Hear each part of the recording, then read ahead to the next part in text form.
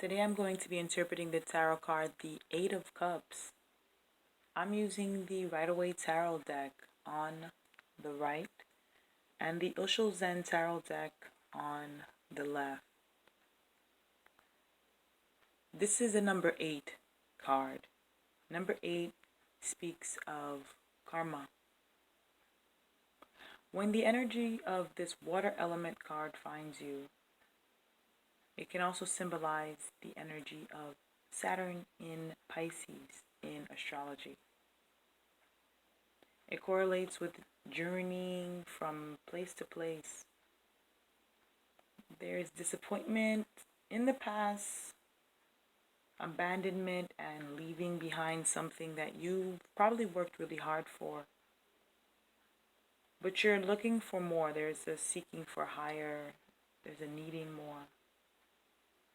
There's also a change, wanting an emotional release, letting go of things that really don't make you happy emotionally anymore. In the card, the sun and the moon are together.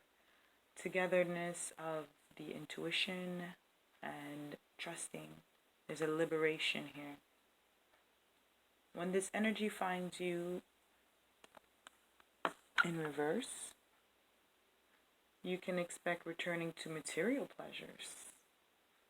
There's still a wandering from experience to experience, but there's more of a yearning now. There's searching for a home, looking and wandering for a home. There hasn't been any letting go of anything.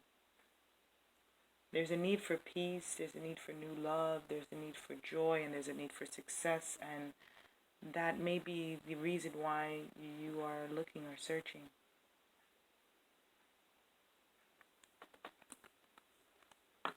So when the energy of the Eight of Cups finds you in a reading, ask yourself, is there anything that you need to let go of in order to feel more free, emotionally free? Thank you.